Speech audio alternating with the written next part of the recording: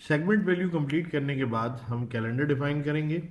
दो स्टेप्स होते हैं इसके अंदर। पहले तो हम कैलेंडर टाइप डिफाइन करेंगे, उसका नाम रखेंगे PH मंथ। इसमें पीरियड पर ईयर होंगे 13, 12 तो जनवरी से दिसंबर तक होंगे और 13th मंथ जो होगा वो हमारा एडजस्टिंग पीरियड होगा। इसकी कैलेंडर टाइप होगी हमारी कैलेंडर, यानी कि जनवरी से दिसंबर तक हमारे कोड्स होंगे। सेकेंड स्टेप में हम कैलेंडर बनाएंगे, कैलेंडर अकाउंटिंग, और उसका नाम हम रखेंगे फैंटम कैलेंडर। ये प्रीफिक्स हैं, यानी कि जो आपके नामों से पहले आएंगे, मंथ के नामों से पहले। जो PH मंथ हमने यहाँ पे बनाया है वो यहाँ पर हम आइडेंटिफाई करेंगे। ईयर 2024 जो भी आपका ईयर है वो आप बनाएंगे, क्वार्टर बताएंगे, नंबर बताएंगे और हर डेट आप यहाँ पे लिखेंगे। तो ये नाम जो है ये ऑटोमेटिक उठा लेगा। और आखिरी वाला 13th वाला जो होगा हमारा, ये 13th है, ये हमारा एडजस्टिंग पीरियड कहलाएगा और इसको हमें डिफाइन करना पड़ेगा कि ये एडजस्टिंग पीरियड है। सबसे पहले हम अपने ऑरेकल एप्लीकेशन की इस स्क्रीन को थोड़ा सा छोटा कर लेते हैं ताकि हमारे पास जो डेटा आ रहा है वो हम पॉजिटिवली बना सकें। सबसे पहले हम उठाते हैं और हम कैलेंडर की टाइप पे जाएंगे। इसके लिए हम जाएंगे सेटअप, फाइनेंशियल, कैलेंडर, और यहाँ पर आप टाइप देखेंगे। टाइप के अंदर आप नाम रखेंगे PH मंथ, जो कि आपको यहाँ पे एक्सेल की फाइल के ऊपर नजर आ रहा है, मंथ। उसके बाद पीरियड पर ईयर आप डिफाइन करेंगे 13th, यानी कि आपके कैलेंडर के अंदर 13 पीरियड होंगे। 12 मंथ तो नॉर्मल है, जनवरी से दिसंबर, और एक एडजस्टिंग पीरियड भी होगा जिसको हम दिसंबर एडजस्टिंग का नाम देंगे। कैलेंडर टाइप इसके अंदर दो अवेलेबल होती हैं, हम इसमें कैलेंडर रखेंगे और उसके बाद हम इसको सेव करेंगे। सेव हो जाने के बाद ये ध्यान में रखिएगा कि आपके पीरियड का नाम जो है वो है PH मंथ। अब हम यहाँ पे कैलेंडर डिफाइन करने जाएंगे। कैलेंडर डिफाइन करने के लिए हमको अकाउंटिंग पे क्लिक करना पड़ेगा। डबल क्लिक करेंगे, हमारे सामने ये आ जाएगा। कैलेंडर का नाम हम रखेंगे फैंटम कैलेंडर।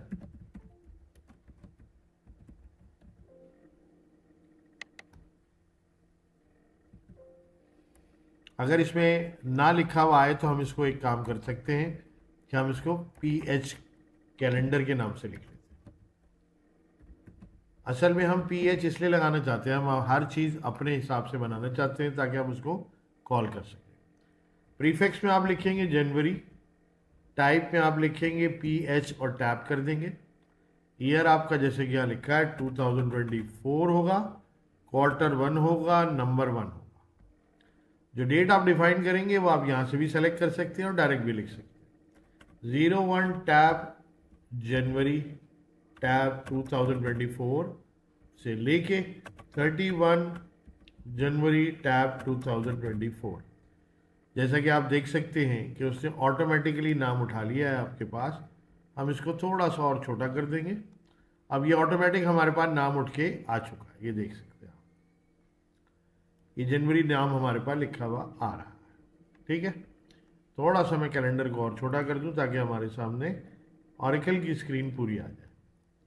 फरवरी में जाएंगे, उसके बाद यहाँ पे हम PH लिख के टैब दबाएंगे। 2024 क्वार्टर 1 नंबर 2 01-FEB 2024, और 2024 अगर लीप ईयर है तो फिर हम 29 फरवरी भी लिखेंगे।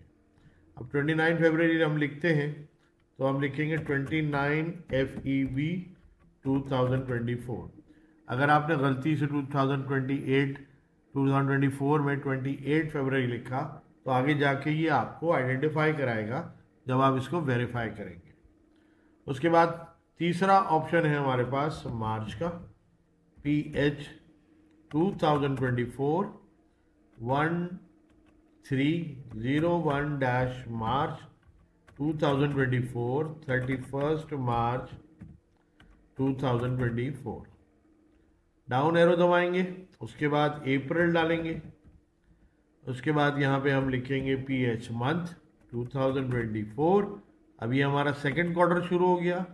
नंबर जो है ये हमारा पीरियड नंबर 4 है, 01-APR 2024 और 30 अप्रैल तक ये जाएगा।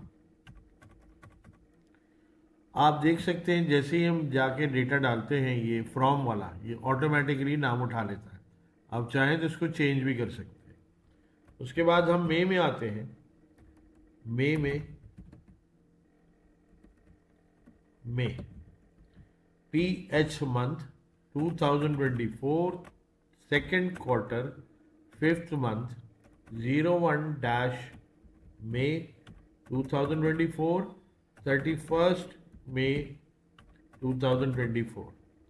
डाउन एरो जून का महीना हम बनाएंगे, जून टैप करेंगे PH tab 2024 quarter number 2 month number 6 01-June-2024।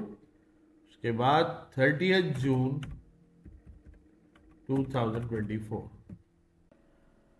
Chart of account बनाने के बाद, कैलेंडर बनाने के बाद अब हम करेंसी को इनेबल करेंगे, क्योंकि ऑरेकल एप्लीकेशन में करेंसी PKR मौजूद है और वो एक ही दफ़ा है और वो ऑलरेडी इनेबल्ड है।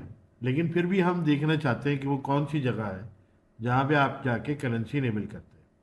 सेटअप, करेंसीज, डिफाइन, सर्च का बटन दबाएंगे आप, PKR जैसे कि आपको यहाँ नज़र आ रहा है। PKR में उसका नाम पाकिस्तानी रुपीज़ है, डिस्क्रिप्शन ये है, पाकिस्तान इशूइंग टेरिटरी है, सिंबल रुपीज़ है, प्रिसीशन 2 है। प्रिसीशन का मतलब है कि ये 2 डेसिमल तक आपको वैल्यू शो करेगा। एक्सटेंडेड प्रिसीशन का मतलब ये है, 5 का मतलब ये है कि डेसिमल के बाद 5 डिजिट तक कैलकुलेशन करेगा। मिनिमम अकाउंटेबल यूनिट आप इसको खाली छोड़ दें, लेकिन ये आपके सबसे छोटा जो करेंसी डिनोमिनेशन है उसको हम कहते हैं। तो ये ऑलरेडी इनेबल हुआ है, आप देख सकते हैं आगे ये इनेबल हुआ है। अगर आप इसको डिसेबल कर देंगे तो आपका पूरा ऑरेकल एप्लीकेशन चलना बंद हो जाएगा। तो ये स्टेप्स बड़े इंपॉर्टेंट है करेंसी का। सिर्फ इसको आपने ये चेक करना है कि ये इनेबल्ड है कि नहीं। तो क्योंकि आप सब PKR करेंसी में काम करेंगे इसलिए ये ऑलरेडी इनेबल्ड है। सेव का बटन दबाएंगे और इसको बंद कर देंगे। तो ये हमारा करेंसी डिफाइन या इनेबल्ड हुई है, सिर्फ हमने उसको व्यू करना है। करेंसी डिफाइन करने के बाद अब हमें एडमिनिस्ट्रेटिव स्टेप्स करने हैं। एडमिनिस्ट्रेटिव स्टेप्स वो हैं जो हर स्टूडेंट अपने बनाएगा। फॉर एग्जांपल एक स्टूडेंट है जिसका नाम हामिद है, वो एक रिस्पॉन्सिबिलिटी क्रिएट करेगा। रिस्पॉन्सिबिलिटी के अंदर वो अपने रिस्पॉन्सिबिलिटी का नाम रखेगा हामिद जनरल लेजर। एक यूज़र क्रिएट करेगा, उसका नाम होगा हामिद। अकाउंटिंग सेटअप हम क्रिएट करेंगे जिसका नाम होगा हामिद लेजर। उसके अलावा हम कुछ सिस्टम प्रोफाइल के अंदर जाके चेंजेस करेंगे, यानी जो हामिद लेजर हमने बनाया होगा वो आप इन दोनों को कनेक्ट करेंगे। तो हम इसको डिफाइन प्रोफाइल सिस्टम में जाके कनेक्ट करते हैं। फिर उसके बाद हम स्विच करेंगे रिस्पॉन्सिबिलिटी। जब रिस्पॉन्सिबिलिटीज़ आपके लेजर के साथ कनेक्ट हो जाएगी तो फिर आप स्विच करेंगे रिस्पॉन्सिबिलिटी और हामिद जनरल लेजर में दाखिल होंगे।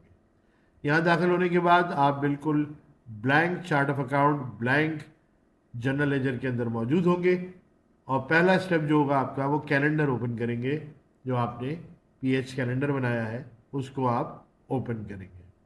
तो ये हमारे एडमिनिस्ट्रेटिव स्टेप्स होंगे और ये वाला स्टेप जो होगा ये हम जनरल लेजर के अंदर दाखिल होकर करेंगे।